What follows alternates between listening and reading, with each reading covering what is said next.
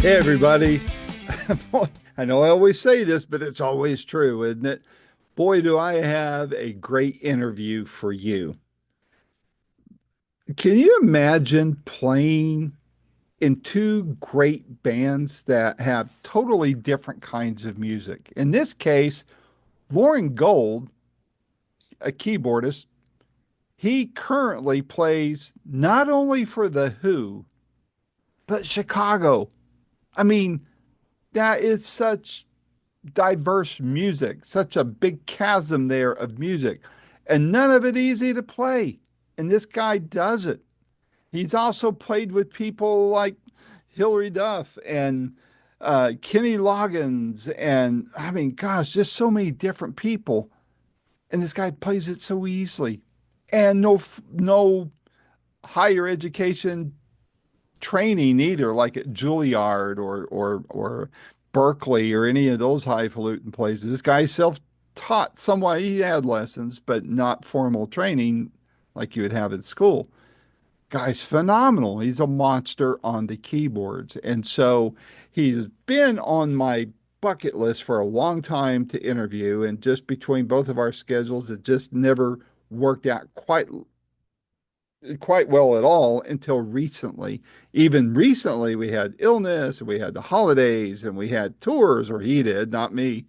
And but now we finally got to talk. And man, it was a blast. You're never going to meet a sweeter, more nice, more gracious, more approachable guy than Loren Gold, and phenomenally talented. In case I didn't already tell you that. Check out his work with both The Who and Chicago. He's been with them for a bunch of years, and I just let this interview speak for itself. As always, if you don't mind, would you hit like on this thing and also subscribe if you haven't already? It doesn't cost you anything, but it helps us out tremendously. And also, of course, share this with your friends who love music in general and The Who and or Chicago in particular. So without any further ado, here is my first of what I hope are many more interviews to come with the phenomenal Loren Gold. Until next time, this is Randy Patterson with Boomerocity. Take care. Hello, Loren. Hey, Randy, how are you? I'm doing great. How about yourself? Nice background. I thought you might like that. That's a Were lot of you clicking me. it? Yeah. Well, hey, if you guys don't talk to me, nobody has any reason to dial in. So it's all Uh, about you guys, man. Whoever I talk to. So I love it. where are you clicking in from? I'm clicking in from home in Los Angeles. Oh, how I gotta ask a question that I'm sure you've been asked a million times. How close did the fires get to you? Yeah, no, it's a good question. It's nice of you to ask. I was probably about I don't know, 8 miles or so from having to evacuate. So I was lucky. I was safe. Um, and but so many friends lost everything. It's just horrible. I can't even still can't wrap my head around it. Yeah, it's I can kind of relate to it. I live in the Smoky Mountains. I'm a couple miles up the road from Dollywood, and Oh, what nice. was it, 6, 7 years ago, something like that, we had a big fire here. And I Okay. lived next door to my dad and all that. My mom was alive at the time, and we had to evacuate, and it was scary. The fires got within 4/10 of a mile Oh of the man. property here, and it was scary. But we were spared, but a lot of people weren't. Yeah. And the way our fires were, the winds were blowing fireballs in all sorts of directions, and so there was no pattern. It was just very random. And Right. fortunately, nature has taken over, and you don't see a lot of the scars anymore. Most of the scars are gone, but Sure. I Sure. think it'll be a little bit different in Southern California there. I'm glad you were spared. Yeah. So, Thank you for asking. Yeah. my pleasure. What I appreciate you taking the time. I know, gosh, you fought illness, you've been on the road, and you were just on the road. Who were you touring with, and who you are you about to go back on the road with? So I was out with Chicago the past few weeks. I'm home right now. And I'm gonna go out with Chicago again. We have a residency starting in Las Vegas, which we Hmm. do every year, at the Venetian. So I'll be there in a couple weeks for a little bit, and then at the end of what month are we in? Every day Uh, Saturday in my world. February. We're in February. So yeah, Yeah. so after Vegas, I go straight to London to join the Who for a couple shows at Albert Hall. Oh, So wow.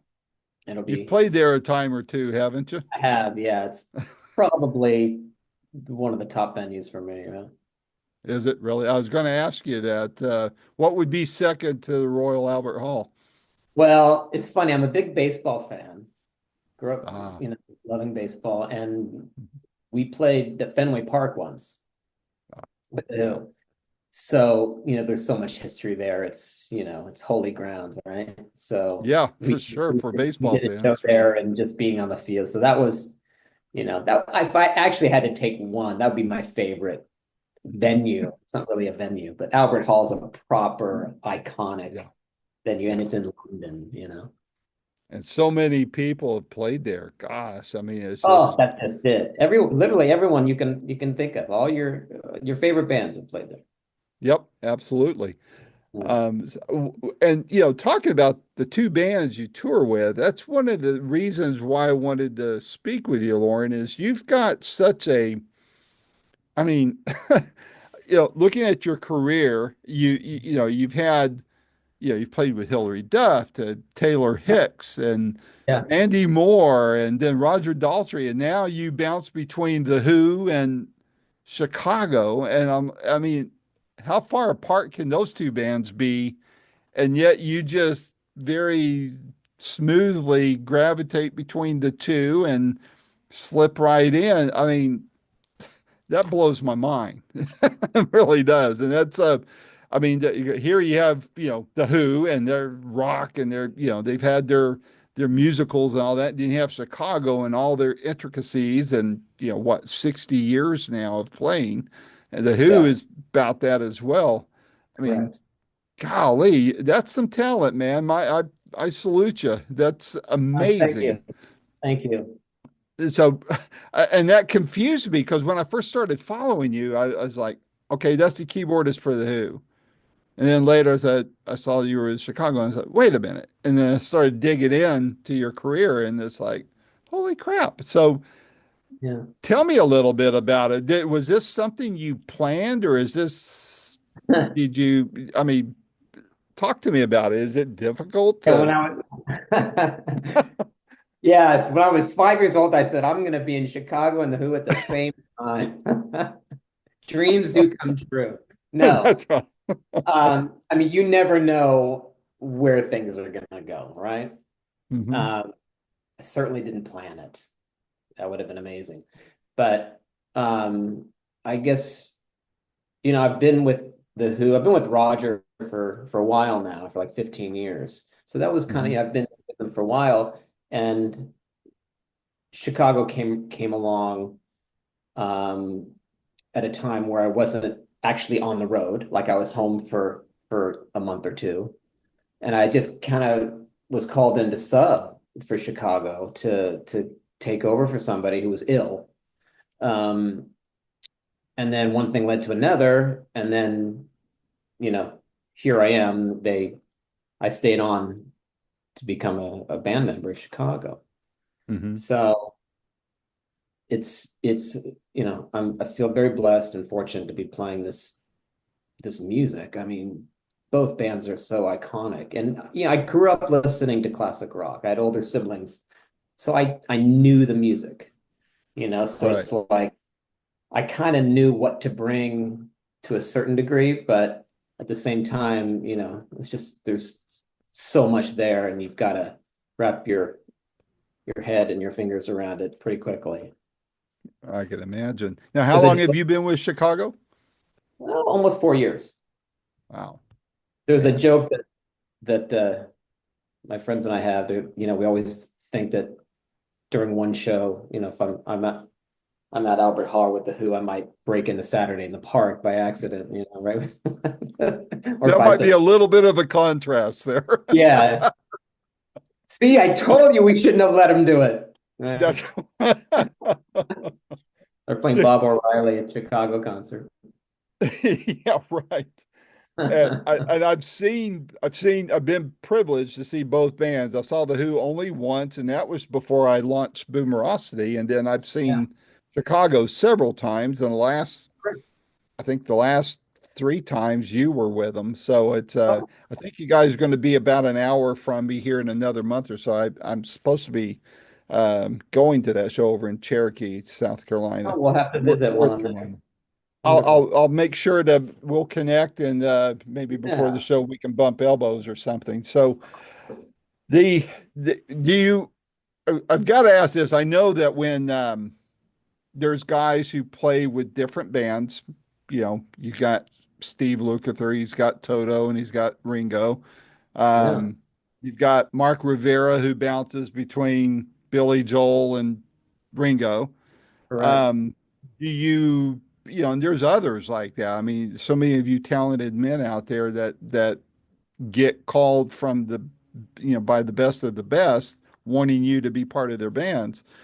Um, has there been conflicts for you? And I'm not looking for dirt. I'm not trying to go there, but I'm looking for how you resolve a scheduling conflict when you've got Roger Yeah. calling you on one line and Robert Lamb or you know uh, Jimmy Pankow or whoever calls you, Lee calls you and say, "Hey, we need you at these," and they're both the same dates. Have you run into Sure. that? And if so, how do you manage that No, it's a conflict? good question. So that that presented itself when I first got into Chicago. Because when they first asked me to go out and well, I was available when I went out and did the first run. And then they said, hey, we want you to stay.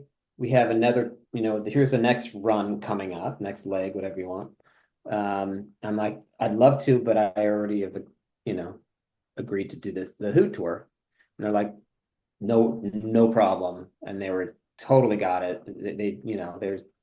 They were so nice and accepting of that. Because I've been with the Who for a long time. So I went Mhm, out and did the Who and literally I called in a sub for Chicago. mhm, mhm. Brought them up to speed, worked with them for a while. So far it's Wow. been okay. It's worked out. Yeah, yeah. I mean, that's cool too. I mean, that to be for them to be that understanding, but then Yeah. to hold the spot for you. I mean, that's Yeah. impressive. I mean, now Yeah. you're still with them. Um, Right. there, with all this musical diversity that you've been involved with, all the artists I mentioned prior, then of course your main two being the Who and Chicago.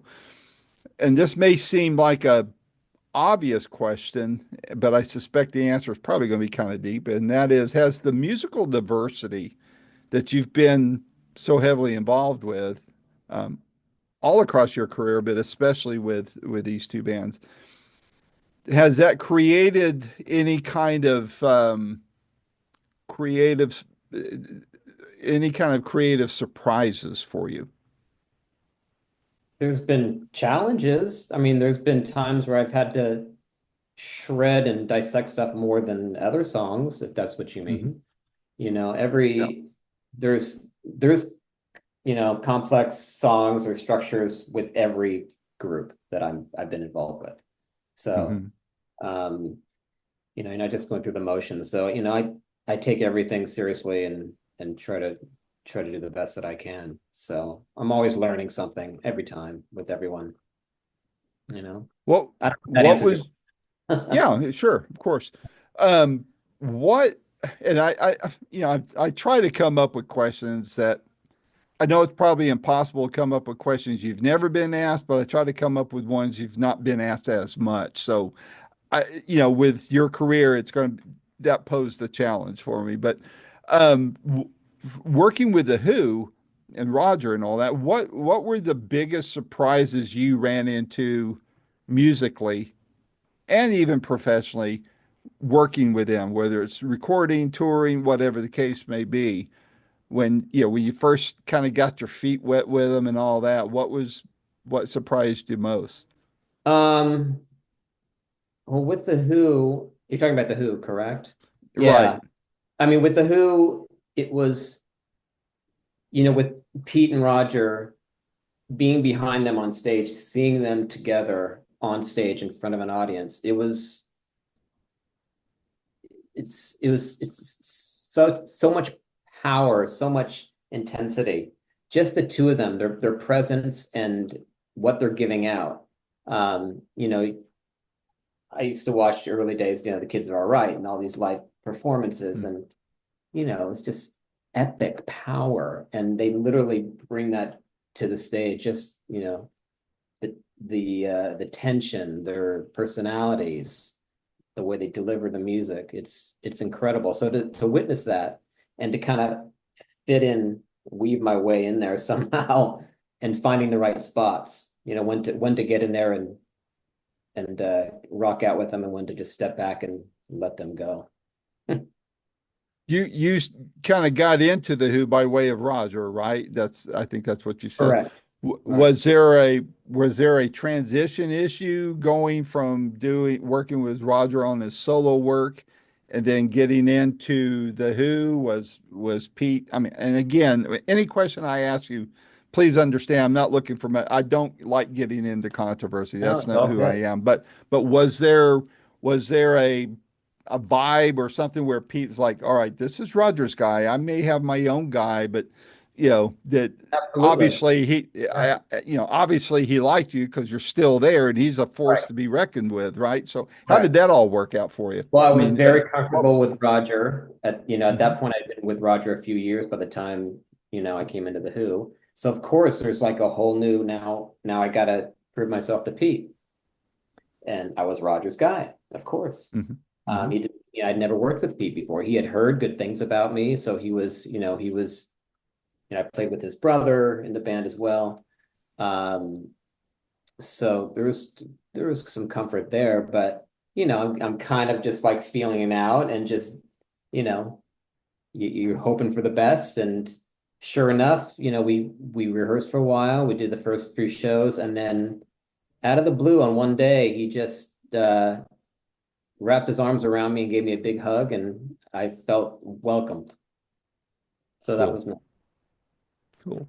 I don't think I I know ever when shook. I talked to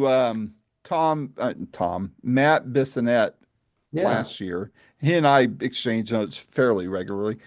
But he was talking when I was interviewing him. He was telling me, he's on the Elton John's last tour, and right. talked about getting a call from Elton after a show, one of the first shows, and he said, "Look, I appreciate that you're trying to do things exactly how they were in the past.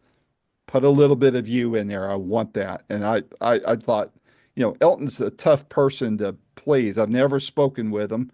I'd love to. He was one of my idols when I was in high school. But, there was that kind of thing where you had someone that was trying to get things note perfect to the past, and here Elton's going, no, bring in some of you into this. Was that like that for you in the Who? Pete and Roger the same way. Yeah, they don't want Very to, cool. they don't want to just play the notes of the record. Very Especially, cool. I I am blessed to have a moment every night before Love Rain, Hmm. where I do a piano solo, and I have 2 minutes to do whatever I want, and they have literally given me the green light, and they just sit and they just watch me do it, and they don't know what I'm gonna play, and I always do something different because I like to torture myself.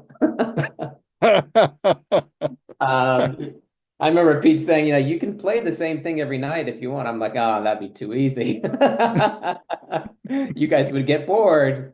So Keep them on the edge of their seat, yeah, right? so I read a new piece in my hotel room the day of show, and yeah, it was fun. Oh, how cool. Yeah. So, same questions about Chicago. I mean, Yeah, I'm not a musician. I mean, I was in some music programs in high school 100 years ago. I'm 65 now, but I was in concert choir. I took a little guitar, a little piano, had no talent for it. I gave it up, right? So instead, I interview all you guys who you love it. were, Yeah. yeah. So when I watch, from a layman's view, like me, or a fan's view, I look at Chicago and especially those real early Mm. albums. I mean, you guys just did that 50th anniversary of the Transit album, which, by the way, my salute to the band on that. I mean, you guys brought in, Steve Vai and, Yeah. a whole slew of others. That was an incredible video to watch. But it reminded me of just how intricate and but tight they are. And that had to be some challenges for you, wasn't it, to pick up their catalog and learn it? Well, it was mainly of the first show because I was alerted a day before that I was going to be playing. Oh, crap. No pressure. Oh crap is right. So, and if you know Chicago, like it, you know enough to know this is not 145. No, no, it's There's not a lot. blues or anything Yeah, like that. the first song alone, introductions, it's like, okay, so, a little bit of panic, but all right, we're gonna figure this out. So of course I'm just downloading chart. I mean, there's no way I'm gonna learn 2.5 hours worth of music in 24 hours of Chicago songs.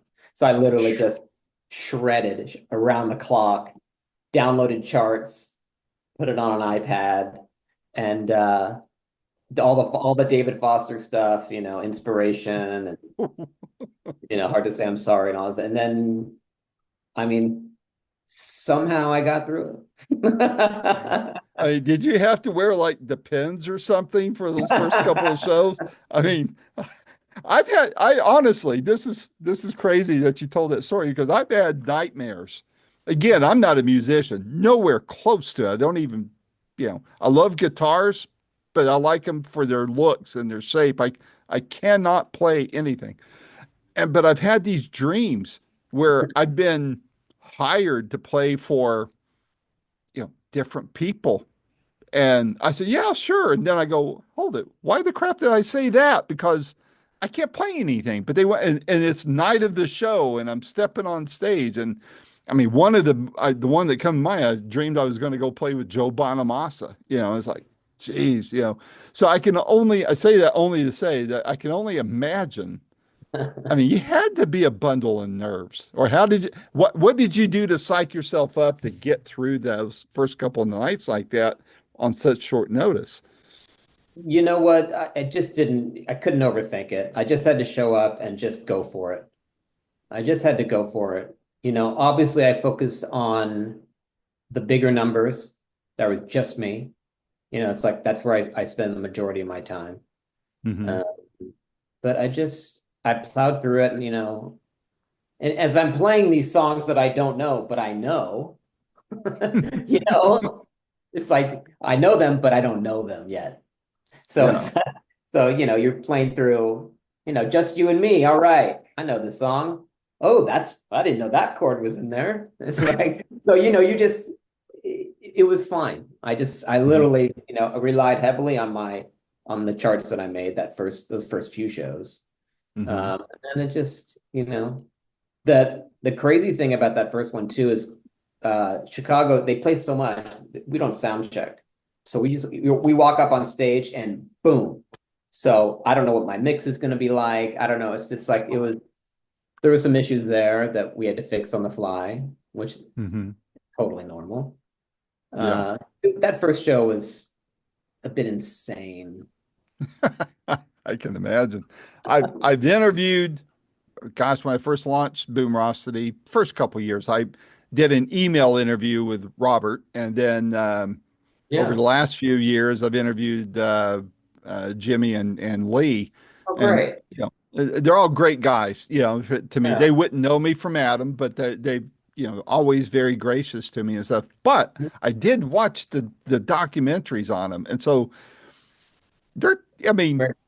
I would imagine amongst the band, it's kind of tough to be in there. I mean, everybody's got to be on their game at Oh, all yeah. times, and so for you to be able to come in like that, and first of all, for them to even ask you, and Yeah. then for you to survive that Right. crunch that they put you under, I mean, it speaks to your talent and how you hit them, and so same question that I asked about, Pete welcoming you into the band.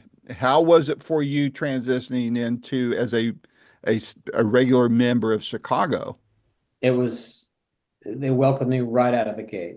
It was so lovely. I mean, all three of them. I mean, right away, like we sat in their hotel room the night before. I said, "All right, guys, what's going on?" And like, "Can you play tomorrow night?" I'm like, "Okay."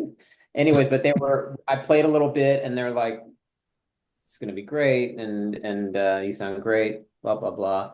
And they were so kind, and I mean, there's no weirdness and everything. They just accepted me as one of, as a Wow. band member.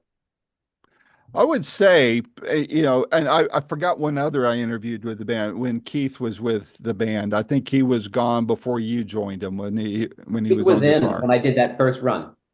Oh, okay. Yeah. I mean, phenomenal guitar player. I mean, good Yes. Lord. But, Yes. he had to step in Terry's shoes, Right. and then you're coming in. And correct me if I'm wrong, but from what I've watched on the videos and the shows that I was in, before I realized who you were at the first show, but after Yeah. that, I knew who you were. It appears to me that you're kind of doing most of the heavy lifting when it comes to the keyboards. I know Robert still plays, but you're doing most of the stuff that used to be all on his shoulders. Is that correct? For the most part, I'm doing the big piano numbers and on Yeah, organs. Yeah. yeah, Correct. yeah. They're and that's neither here nor there about Robert, but I mean, his voice is still there. The guys are Oh, still, their Robert. chops are still, and they're not young guys. I mean, I'm a little bit younger than them, but not by much. And so I know how I would feel being on the road as much as you guys tour. But these guys not only hold up, but they're still at the top of their game from all appearances Absolutely. and all Well, they sounds. they love what they really just love it so much. I see it on their faces. They're pumped before every show. They're That's not cool. dialing it in. They love it. They take pride in it. If anything's not feeling right, they're out there warming up and practicing and rehearsing. That I mean, they love meeting the fans and signing everything. I mean, it's admirable. It's just inspiring, you know? Cool. Now, Yeah. the same question for about Chicago again as it was for the Who. What was the biggest surprise for you sliding into that slot musically? I mean, what, and then maybe as a second part of that question, is there a song when they say, "All right, this is on the set list tonight," and you go, "Ah, crap, I hate playing that because it's so hard," or anything? I mean, I say that jokingly, but is both. What's the biggest surprise and what's the toughest song of theirs that you've had to take on? There's not one song I say, crap, I wish we weren't playing this because they're all great songs. I mean, there's so many more I'd be happy to do as well. I mean, such a deep catalog, as you know. Yeah. You Yeah. can't get one of those bands, you just can't play every song. Right. Someone's gonna go home, saying, God, I wish they'd played, but you give them as much as you can, Yeah. right? Yeah. Yeah. Um, so, it's such a joy. It's such a joy, and they're it's it's been great to dissect those songs, even especially the David Foster ones, which are so Yeah. brilliant. And then the early stuff, Hmm. the jazz voicings, the chords, just unexpected changes with these pop melodies. I mean, they're Chicago for a reason, they've been Yep. around this That's right. for a few. Now, these They're next couple deep cuts. these next couple of questions I'm going to ask you typically are questions that are asked at the beginning of an interview, but I purposely wanted to ask them at the end because of all this complexity between the two bands and the other artists you've worked with. What was your musical background before all this? When did you start playing? What were your influences? All those basic questions that Sure. when you Yeah. that you get asked, but Yeah. what got you to those points of where you're now looked to by the Who and by Chicago? Right. Well, started like many other kids. My mom put me in piano lessons when I was 6, group lessons. Um, I continued to play. I took a private teacher come to the house. There was nothing, I wasn't anything special. I just really enjoyed it. At least I don't think I was. Um, I played my sixth grade graduation and everyone was like blown away at that age. But in Cool. my mind, I was like, oh, it's all right. Now I'm just going to ask you, I'm old, so I can ask you this, I think. You're pretty young compared to who you're playing for, right? You're not in Thank your 60s or 70s. I'm going to guess No, no, you're no, what, no, in no. your 30s? I like how this interview's going. This is fantastic. Next I'm question. not sucking up. It's a genuine question there. I mean, I think Thank it's you. obvious you're younger, but I mean, but for you to Well, be I getting I drink this my message, matcha tea, which does all wonders. well, I'm drinking LaCroix, so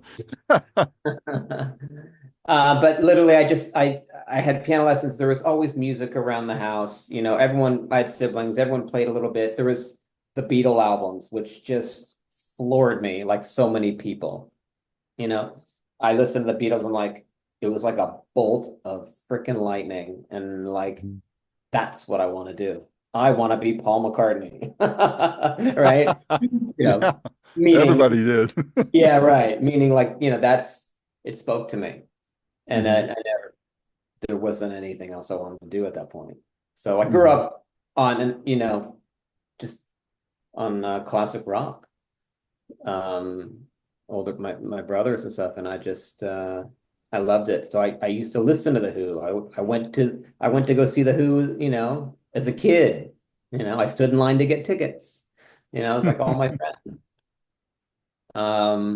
So that was it. I didn't go to school. I didn't get training. I just developed my ear over the years and Wow. listened to so much music, and I could I know or I knew what I liked and what sounded good, and I could pick out stuff I didn't like.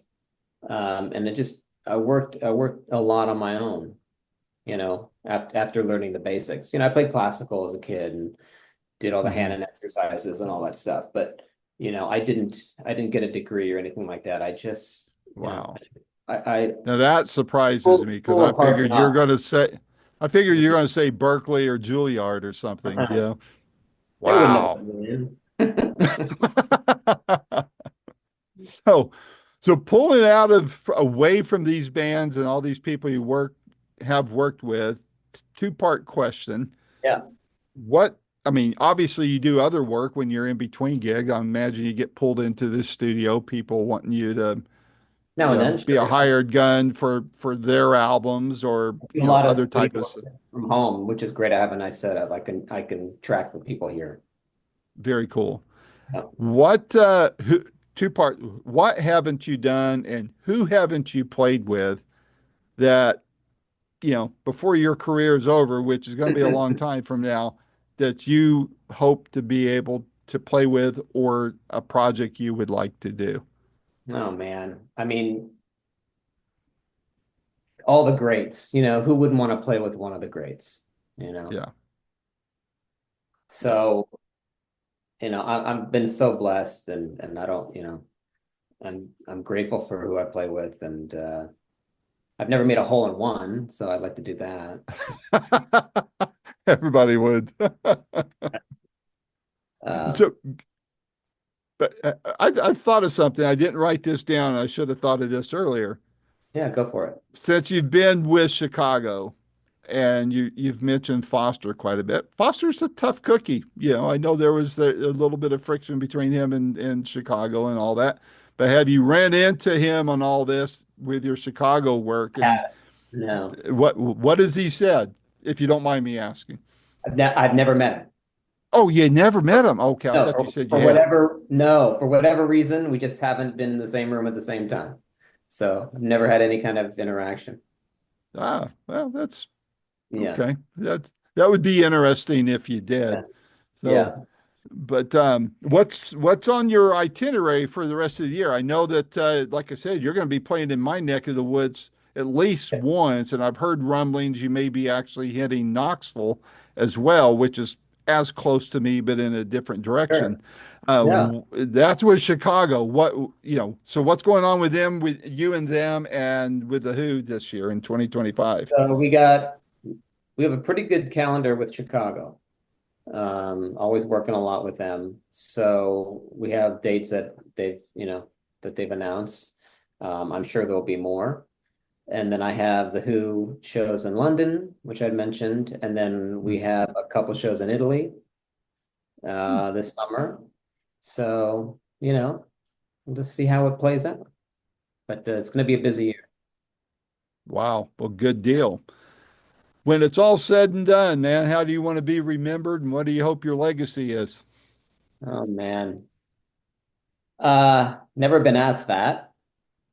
Really? Wow. Yeah. I mean, I I don't, figured that's going to be one of those maybe, million times you've answered it or maybe I something. have, and maybe I have. I don't know. Um, just someone with a good heart who cares about people, and played well Mhm. and cared about others and animals and. Well, I can attest to that, just not only musically, which everybody's got to see, but I just know in our interactions, you've been very gracious, very kind, approachable. And I look forward to meeting you, hopefully in Cherokee or in Knoxville or wherever we can cross paths there. But I look forward to that as well. I've just, you've been on my list to want to talk to for a very long time, and I'm glad we finally are able to make it. Look, if you ever have a solo project or another project that you're working on that you want to get the word out. I mean, I'm not Rolling Stone magazine, thank God, but I Right. do have a good global following, and I'd love to be a part of getting the word out there. So please let me know, or if I see rumblings of it, I'll reach out to you. But I'd like to help you out any way I can because I really love what you do with these guys, and I admire your talent as somebody who can't play chopsticks. So, I but appreciate that. Very kind of you. Thank you. no. Well, listen, you get some rest and I'll see you down the road and I'll let you know when this thing posts, okay? Sounds great. Really All nice to right, my talk to friend. Likewise. Take care, my you. friend. Take care. Bye bye.